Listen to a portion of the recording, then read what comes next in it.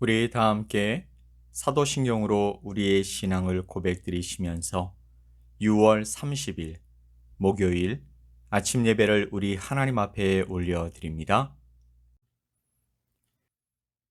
나는 전능하신 아버지 하나님, 천지의 창조주를 믿습니다. 나는 그의 유일하신 아들, 우리 주 예수 그리스도를 믿습니다. 그는 성령으로 잉태되어 동정녀 마리아에게서 나시고 본디오 빌라도에게 고난을 받아 십자가에 못 박혀 죽으시고 장사된 지 사흘 만에 죽은 자 가운데서 다시 살아나셨으며 하늘에 오르시어 전능하신 아버지 하나님 우편에 앉아 계시다가 거기로부터 살아있는 자와 죽은 자를 심판하러 오십니다. 나는 성령을 믿으며 거룩한 공교회와 성도의 교제와 죄를 용서받는 것과 몸의 부활과 영생을 믿습니다. 아멘.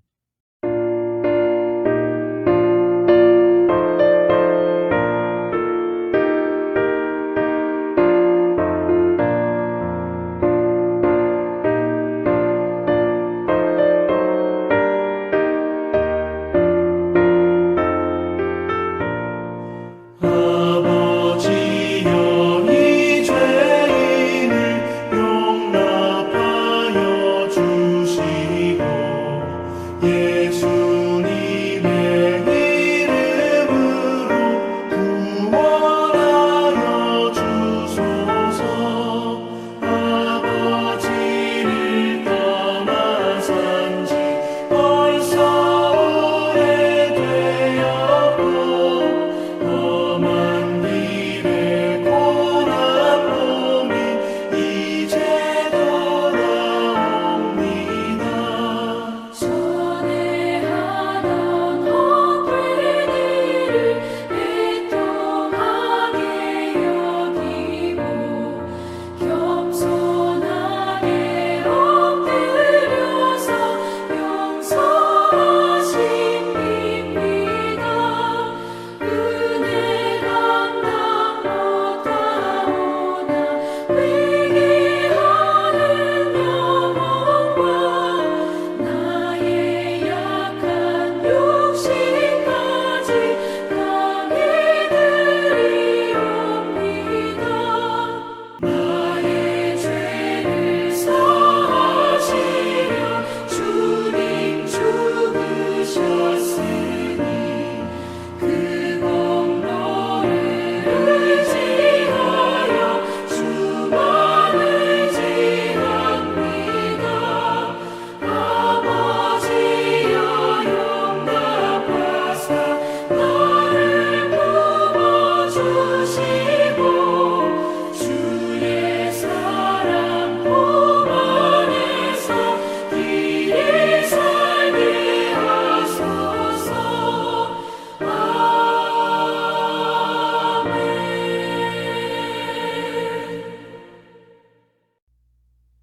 오늘 함께 보실 하나님의 말씀은 사무엘상 13장 5절로 15절 말씀입니다.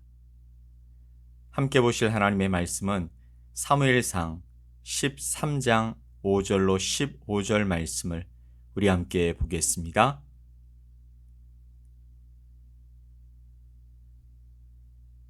블레셋 사람들이 이스라엘과 싸우려고 모였는데 병거가 3만이요 마병이 6,000명이요 백성은 해변의 모래같이 많더라. 그들이 올라와 베다웬 동쪽 믹마스에 진 침에 이스라엘 사람들이 위급함을 보고 절박하여 굴과 수풀과 바위 틈과 은밀한 곳과 웅덩이에 숨으며 어떤 히브리 사람들은 요단을 건너 갓과 길르앗 땅으로 가되 사울은 아직 길갈에 있고 그를 따른 모든 백성은 떨더라. 사울은 사무엘이 정한 기한대로 이레 동안을 기다렸으나 사무엘이 길갈로 오지 아니하매 백성이 사울에게서 흩어지는지라. 사울이 이르되 번제와 화목 제물을 이리로 가져오라 하여 번제를 드렸더니 번제 드리기를 마치자 사무엘이 온지라. 사울이 나가 맞으며 문안하매 사무엘이 이르되 왕이 행하신 것이 무엇이냐 하니 사울이 이르되 백성은 내게서 흩어지고 당신은 정한 날 안에 오지 아니하고 블레셋 사람은 믹마스에 모였음을 내가 보았으므로 이에 내가 이르기를 블레셋 사람들이 나를 치러 길갈로 내려오겠거늘 내가 여호와께 은혜를 간구하지 못하였다 하고 부득이하여 번제를 드렸나이다 하니라. 사무엘이 사울에게 이르되 왕이 망령되이 행하였도다. 왕이 왕의 하나님 여호와께서 왕에게 내리신 명령을 지키지 아니하였도다. 그리하였더라면 여호와께서 이스라엘 위에 왕의 나라를 영원히 세우셨을 것이거늘 지금은 왕의 나라가 길지 못할 것이라. 여호와께서 왕에게 명령하신 바를 왕이 지키지 아니하였으므로 여호와께서 그의 마음에 맞는 사람을 구하여 여호와께서 그를 그의 백성의 지도자로 삼으셨느니라 하고 사무엘이 일어나 길갈에서 떠나 베냐민 기브아로 올라가니라. 사울이 자기와 함께한 백성의 수를 세어보니 600명 가량이라. 아멘. 살다 보면 우리가 감당할 수 없을 만큼의 많은 문제들이 생기기도 합니다. 이런 위기는 때로는 기회가 되기도 하고 기회처럼 보이다가도 정말 위기로 변하면서 우리를 놀라게도 합니다. 사울 왕의 삶에서 가장 중요한 순간이 다가왔습니다. 이스라엘 백성들이 그렇게도 원하던 강력한 왕으로 사울이 설 수 있는 날이 온 것입니다. 이스라엘을 끊임없이 괴롭혔던 블레셋을 완전히 쳐부술 수 있는 날입니다. 그렇게만 된다면 이스라엘에는 완전한 평화가 임하게 될 것입니다. 사울 왕에게 기회가 될 수 있는 날의 모습은 이랬습니다. 첫째로 사울 왕이 무찔러야 할 적이 너무 많았습니다. 5절 말씀을 보면 블레셋 사람들이 이스라엘과 싸우려고 모였는데 병거가 3만이요 마병이 6,000명이요 백성은 해변의 모래같이 많더라. 그들이 올라와 베다웬 동쪽 믹마스의 진침에 아멘. 할 일이 태산이라는 것입니다. 하지만 이에 비해서 이스라엘의 군대는 3,000명 가량이었습니다. 기회라고 말하기에는 위기의 순간인 것입니다. 사울에게는 이런 일을 헤쳐나갈 능력이 없다라는 것입니다. 두 번째로 이스라엘 백성들의 사기는 바닥으로 떨어져 버렸습니다. 그래서 군사라고 모인 사람들이 굴과 수풀과 바위 틈과 은밀한 곳과 웅덩이에 숨어 버린 것입니다. 어떤 사람들은 요단을 건너 아주 먼 곳으로 도망가 버렸습니다. 사울 왕이 나중에 남아있는 사람의 숫자를 세어보니 600명만이 남아 있었습니다.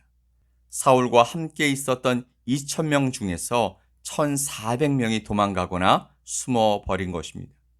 강력한 왕이 되기는커녕 망하게 생겨버렸습니다. 자, 세 번째, 이스라엘의 군대가 가진 무기는 농기구 정도였습니다. 19절로 22절 말씀을 보면 그때에 이스라엘 온 땅에 철공이 없었으니 이는 블레셋 사람들이 말하기를 히브리 사람이 칼이나 창을 만들까 두렵다 하였습니다. 온 이스라엘 사람들이 각기 보습이나 삽이나 도끼나 괭이를 펴리려면 블레셋 사람들에게로 내려갔었는데 곧 그들이 괭이나 삽이나 쇠스랑이나 도끼나 쇠채찍이 무딜 때에 그리하였으므로 싸우는 날에 사울과 요나단과 함께한 백성의 손에는 칼이나 창이 없고 오직 사울과 그의 아들 요나단에게만 있었더라. 아멘. 블레셋 사람들과 싸우는 날에 칼과 창은 사울과 그의 아들 요나단에게만 있었다라고 말씀하고 있습니다. 사울이 이스라엘의 강력한 왕이 되기 위해서는 지금 그가 처해 있는 현실이 너무나도 열악했음을 보여주는 것입니다. 어쩌면 기회의 순간이 아니라 사울 왕에게 큰 위기가 닥쳐버린 것입니다. 이스라엘의 강력한 왕으로 서기는커녕 살아남을 수 있을지 걱정을 해야 할 처지가 되어버렸습니다. 우리에게 이런 일이 일어난다면 우리는 어떻게 해야 하겠습니까? 우리가 겪고 있는 삶의 모습은 처참하고 우리의 문제를 해결할 수 있는 능력이 없을 때는 우리는 어떻게 해야 하겠습니까? 이런 위기의 순간을 잘 넘어가면 기회가 올까요? 아니면 고생만 하다가 완전히 망해 버릴까요? 솔직히 우리의 염려는 고생만 하다가 망하는 것입니다. 이런 날이 오면 우리는 가슴이 답답해질 것 같습니다. 수많은 생각들과 걱정들과 우리가 해야 할 일들로 우리를 짓누를 것입니다. 할 일은 많지만 할 수 있는 능력이 없음을 깨닫게 되었을 때 우리에게는 한숨이 절로 나고 공포가 우리를 엄습하게 될 것입니다. 어떻게 해야 할까요? 주님은 왜 우리에게 이런 어려움을 주셨을까요? 사울 왕이 펼치고 있는 현실은 만만치 않습니다. 지금은 수많은 사람들의 생사가 걸려 있고 나라의 운명이 달린 일이었습니다. 우리에게도 이런 날이 올 수 있습니다. 그러면 어떻게 해야 할까요? 무엇을 하면 좋을까요? 사람이 할 수 있는 일이라곤 하나도 없을 때 우리가 도대체 무엇을 어떻게 해야 할까요? 이번 전쟁은 사울이 왕이 된 후 2년째 되던 해에 벌어진 일이었습니다. 지난 2년 동안은 평화로웠습니다. 블레셋 사람들이 이스라엘에 쳐들어오지 않는 이상 이스라엘은 평안한 삶을 살 수 있었습니다. 사실 이스라엘 백성들은 전쟁할 준비가 제대로 되어 있지 않았습니다. 이런 큰 전쟁을 하려면 계획을 잘 세워야 하는 것이죠. 미리 군대를 양성하고 무기도 철제 무기로 바꾸어 놔야 했습니다. 그런데 이런 준비가 하나도 되어 있지 않았던 것이죠. 이러한 무모한 전쟁은 누가 봐도 사울을 망하게 하는 것이었습니다. 도울 사람이 절대로 부족했고 도와줄 것 같은 사람도 나타나지 않습니다. 이길 수 있다라는 자신감보다는 질 게 뻔한 확신만 드는 전쟁이었던 것이죠. 우리의 인생은 준비 기간이 없습니다. 매일매일이 새로운 도전의 연속인 것이죠. 위기의 순간에는 도와주겠다는 사람도 나타나지 않습니다. 우리가 감당할 수 없는 일들만 있게 된다라는 것입니다. 그러면 사울이 이러한 무모한 일을 저지른 이유가 도대체 무엇일까요? 8절 말씀을 보면 사울은 사무엘이 정한 기한대로 이레 동안을 기다렸으나 사무엘이 길갈로 오지 아니하매 백성이 사울에게서 흩어지는지라. 또 13절에 사무엘이 사울에게 하는 말을 보면 왕의 하나님 여호와께서 왕에게 내리신 명령을 지키지 아니하였도다. 그리하였더라면 여호와께서 이스라엘 위에 왕의 나라를 영원히 세우셨을 것이거늘. 아멘. 즉 이번 싸움은요, 하나님이 사울에게 명령하셔서 시작했다라는 것입니다. 별 준비 없이 하는 싸움은 하나님의 계획하심 가운데 있는 싸움입니다. 그렇지만 분명한 것은 사울을 향한 하나님의 계획하심이 매우 컸다라는 것을 사무엘의 말을 통해서 알 수 있습니다. 여호와께서 이스라엘 위에 왕의 나라를 영원히 세우셨을 것이거늘. 이 말은요, 사울 왕을 통해서 예수 그리스도가 태어날 수도 있었음을 암시하는 말이기도 합니다. 우리에게도 이런 날들이 있습니다. 우리는 하나도 준비되어 있지 않았는데 급하게 전쟁을 치러야 하는 날들 말입니다. 하나님이 명령하셔서 시작한 일이라면 더더욱 그렇습니다. 하나님이 원하시는 일이라면 돕는 손길이 넘쳐나야 할 것 같은데 전혀 그렇지 않습니다. 그 많던 사람들이 굴로 언덕으로 숨어버립니다. 다른 곳으로 멀리 도망쳐버립니다. 그에 비해서 적군은 강하고 많아 보입니다. 우리의 적인 악한 마귀도 저렇게 강하고 숫자가 많습니다. 하나님은 우리에게 영적 전쟁을 준비하라고 하시는 것입니다. 하지만 사울은 이 하나님의 시험을 통과하지 못했습니다. 하나님이 사울 왕에게 명하셨던 것들을 하지 않았기 때문이죠. 사울 왕이 왜 그랬을까요? 사실 무엇보다도 사울은 자신 앞에 펼쳐진 현실에 압도당했던 것 같습니다. 그래서 전쟁을 시작하면서 하나님이 명하신 것들을 잊어버린 것입니다. 다른 말로 표현하면 그의 앞에 닥친 현실의 문제가 사울 왕의 믿음을 삼켜버렸다라는 것이죠. 그래서 사울의 행동에는 조급함이 묻어났던 것입니다.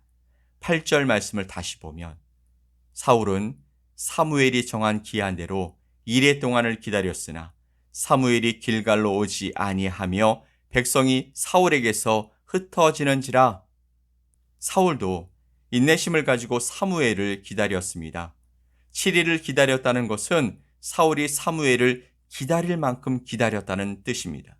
그런데 사울의 인내심에 한계가 이르렀던 것이죠. 그래서 사울 왕은 사무엘과 함께 하려는 계획을 포기하고 자신이 제사하는 일을 수행합니다. 9절 말씀에 사울이 이르되 번제와 화목제물을 이리로 가져오라 하여 번제를 드렸더니. 사울 왕은 전쟁을 앞두고 하나님께 예배를 드렸습니다. 삶에 어려운 일이 생겼을 때 하나님께 예배 드리는 것은 자연스러운 모습일 것입니다. 그런데 문제가 생겼습니다. 10절 말씀에 번제 드리기를 마치자 사무엘이 온지라. 사울이 나가 맞으며 문안하매. 사울 왕은 기다릴 만큼 기다렸다고 생각했었는데 그렇지 않았던 모양이죠. 번제 드리기를 마치자 사무엘이 왔습니다. 이래 동안 기다리라고 한 약속을 사무엘이 지켰다라는 것을 알 수 있습니다. 즉 사울이 성급하게 행동했음을 보여주는 것이죠. 제사는 제사장이 드려야 하는데 베냐민 지파의 사람이었던 사울이 그 제사를 드려버린 것이죠. 하나님이 하지 말라고 하신 일을 했던 것입니다. 조금만 더 기다릴 수 있었다면 좋았을 텐데 라는 아쉬움이 드는 순간이었습니다. 사울은요, 자신의 행동에 대해서 사무엘에게 어쩔 수 없이 한 일이라고 변명합니다. 그리고 이렇게 말하죠. 사울이 이르되 백성은 내게서 흩어지고 당신은 정한 날에 오지 아니하고 블레셋 사람은 믹마스에 모였음을 내가 보았기 때문이라는 것입니다. 이것은요, 사울이 강력한 왕, 영원한 나라의 임금이 될 수 있는 절호의 기회를 날려버린 이유를 보여주는 내용이었습니다. 사울이 성급했던 이유는 그는 현실적인 문제만 바라보았기 때문이죠. 사울이 보고 있는 것은 이런 것입니다. 백성들은 흩어졌고 사무엘은 정한 날에 오지 않았다는 것이죠. 눈앞에는 펼쳐진 적군의 수주가 너무 많았습니다. 다 맞는 말입니다. 그러나 그는 현실의 문제를 보다가 그에게 있어야 될 믿음을 잃어버렸습니다. 사울은 위기의 순간에 하나님을 바라본 것이 아니라 사람들과 주변 상황을 바라보았던 것입니다. 사울에게서 믿음을 찾아볼 수 없게 되었죠. 아니, 그 믿음이 흔들렸습니다. 그래서 하나님의 말씀을 그리고 사무엘의 지시를 성급한 마음에 기다리지 못하고 자신의 생각으로 이루려고 했던 것입니다. 본문이 우리에게 주는 교훈은 바로 이런 것이죠. 이기는 싸움이 아니라 지는 싸움처럼 보일 때, 사람들의 반응이 차갑고 문제를 해결할 수 있는 능력이 없을 때, 도와줄 것 같은 사람은 기다려도 나타나지 않을 때 우리는 스스로 우리의 마음을 점검해야 한다라는 것이죠. 그리고 우리의 시선을 하나님을 향하도록 해야 한다라는 것입니다. 이 전쟁은 하나님이 하라고 하신 것입니다. 이 전쟁은 사울을 망하게 하려고 하나님이 계획하신 것이 아니었습니다. 이 전쟁은 반드시 하나님께서 이기게 하시고자 준비하신 것이었습니다. 이스라엘 군대의 숫자의 열세에도 이기는 싸움이라는 것이죠. 무기가 없어도 이기는 싸움이었습니다. 왜냐하면 전쟁은 하나님께 속한 것이기 때문입니다. 하나님이 원하시면 우리가 이길 수 있는 것이죠. 그 전쟁 속에는 하나님의 놀라운 계획이 숨겨져 있는 것이죠. 우리의 마음이 무겁고 무엇을 해야 될지 몰라서 당황스러울 때 주님이 우리에게 하시는 말씀입니다. 하나님이 하라고 하신 일들이 무모해 보이기도 합니다. 준비할 시간도 없고 재정도 없고 사람도 없습니다. 망하는 길처럼 보입니다. 그러나 우리가 믿음으로 봐야 할 것이 있는 것이죠. 그것은 바로 하나님이십니다. 사람과 환경을 보지 말고 주님을 바라보는 것이죠. 아이러니하게도 믿음이 흔들릴 때가 바로 하나님이 일하시려는 때라는 것입니다. 위기의 순간이 기회가 될 수 있는 그런 순간이라는 것입니다. 그것은 우리가 처해 있는 상황을 보지 않고 주님을 바라볼 때에만 가능한 줄 믿습니다. 사랑하는 성도 여러분, 오늘 우리의 믿음을 점검합시다. 우리의 믿음이 약해질 때, 우리 마음대로 행하고 싶어질 때 한 번 더 주님을 바라보시고 하나님이 하실 것이 있음을 기다리며 나아가는 저와 여러분이 되실 수 있게 되기를 예수 그리스도의 이름으로 간절히 축복합니다. 아멘. 우리 함께 기도합시다. 하나님 아버지 감사합니다. 우리를 통해서 하나님의 일이 이루어지도록 우리 가운데 역사하시고 동행하시는 줄 믿습니다. 오늘도 우리의 믿음이 흔들리려고 할 그때가 바로 하나님이 역사하시는 때임을 기억하고 또 기다리며 나가는 복된 자들이 될 수 있게 도와주시옵소서. 감사드리며 예수 그리스도의 이름으로 기도 올리옵나이다. 아멘. 하늘에 계신 우리 아버지여, 이름이 거룩히 여김을 받으시오며 나라가 임하시오며 뜻이 하늘에서 이루어진 것 같이 땅에서도 이루어지이다. 오늘 우리에게 일용할 양식을 주시옵고 우리가 우리에게 죄 지은 자를 사하여 준 것 같이 우리 죄를 사하여 주시옵고 우리를 시험에 들게 하지 마시옵고 다만 악에서 구하시옵소서. 나라와 권세와 영광이 아버지께 영원히 싸움나이다. 아멘.